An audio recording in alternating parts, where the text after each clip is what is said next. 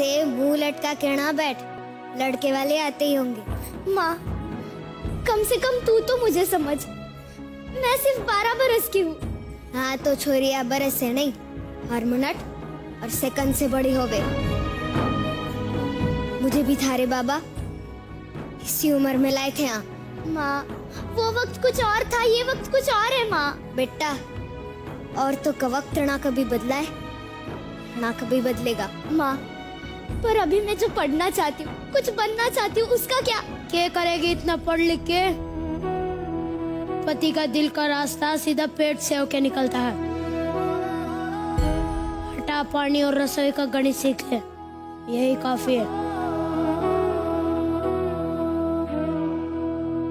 उस लड़के की उम्र मुझसे 2 गुनी है। हाँ, तो घर तजुर्बे से चलता है, औरतों के बकबक से नहीं। वो नशा करता है, दारू पीता है, मैं उसके साथ नहीं रह सकती माँ। छोरी!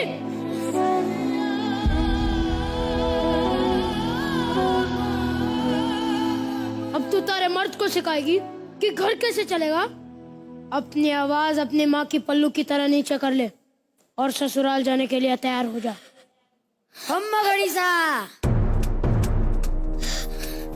ये खम्मा गणिसा, राम राम, आयो पधारो पधारो। राम सिंह, सारी रस्में पूरी हो चुकी है, अब हम गुड़िया को लेने आए हैं।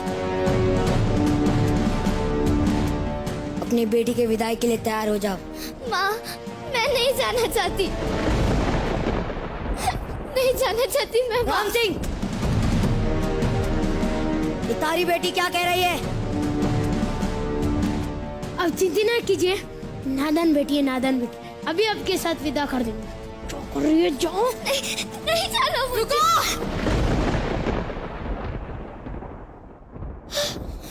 दीदी, तुम घबराओ मत, कोई तुम्हें नहीं ले जाएगा। आप ये गौना नहीं करवा सकते, गुड़िया अभी बालिग नहीं हुई है, सिर्फ 12 साल की है वो अभी। गुड़िया सयानी तो हो चुकी है ना, अब वो खुद चाहे तो भी यहाँ नहीं रह सकती। ये गुड़िया का घर है, वो यहीं पर रहेगी। पर है नहीं था, अब वो उसके पति के घर रहेगी। पति के घर? अजीब है ना, शादी होते ही एक लड़की अपने घर से पराई हो जाती है, और जिस घर के लिए वो पराई होती है वो घर कभी उसे अपना बना ही नहीं पाता। मैं थारे हाथ जोड़ू, भगवान के लिए अपने ससुराल चली जा। और इसकी बात तो मेरा कमाल की बात है ना, जिस बच्ची को माँ बाप अपनी गुड़िया समझकर इतना बड़ा करते हैं, उसे दुनिया कितनी आसानी से अपना खिलौना समझ बैठती है।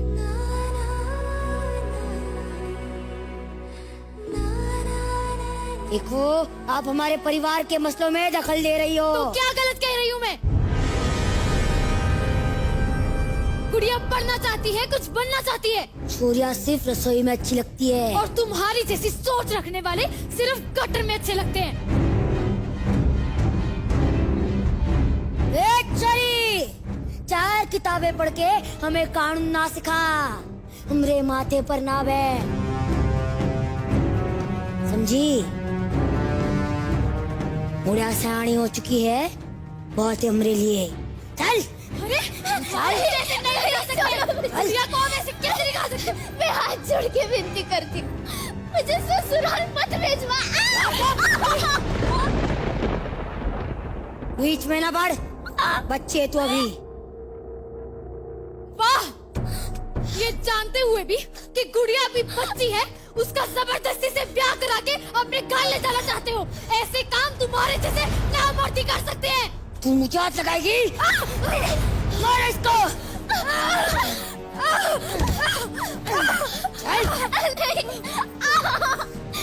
रुको, मेरे होते गुड़िया को कोई नहीं ले जाएगा। ये रहे कोर्ट के ऑर्डर्स।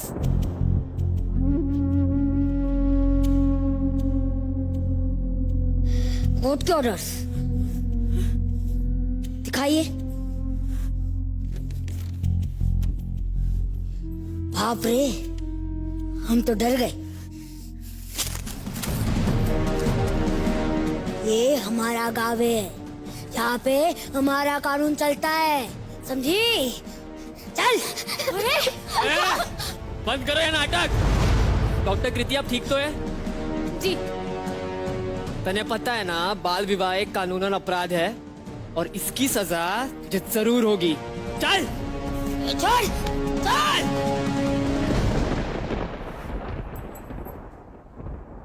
मैंने तुम्हें कहा था ना, तुम्हें कुछ नहीं होगा।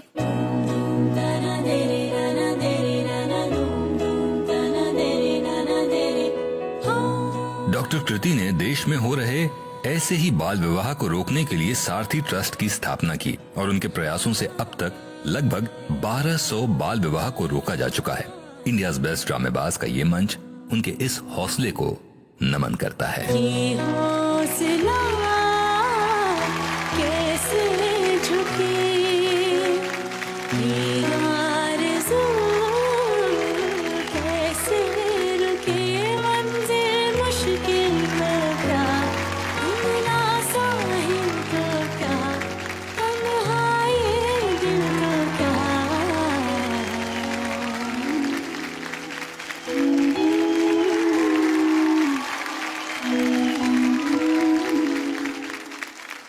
डॉक्टर कृति, मैं आपसे पूछना चाहूंगा कि आपको प्रेरणा कहां से मिली इतना बड़ा मतलब बेड़ा उठाने का और सिस्टम के खिलाफ जाकर इतनी ताकत, किस इंस्पिरेशन से आपको ये ताकत मिली?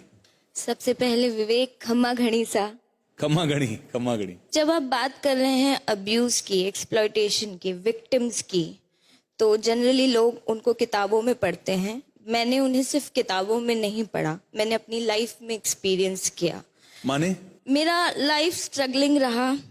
मेरे चाइल्डहुड बहुत ज़्यादा स्ट्रगलिंग, अब्यूज, एक्सप्लॉयटेशन से गुजरा।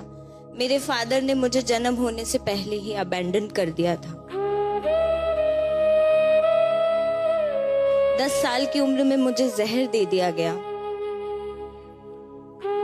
और उसका यहाँ ये कहावत बिल्कुल मेरे लिए ही शायद बनी थी कि जाको राखे साईं मार सके ना कोई, ये मेरे लिए ही बनी है। क्या बात, रोंगटे खड़े हो गए। उस पॉइजन का रिजल्ट ये रहा कि मैं मरी नहीं, लेकिन मैं बेड रिडन हो गई। आपको शायद याद नहीं होगा आपने अपना पहला कदम कैसे रखा, पर मुझे याद है। मैंने 12 साल की उम्र में फिर से चलना सीखा, फिर से बैठना सीखा, वापस अपने जीवन की नई शुरुआत की।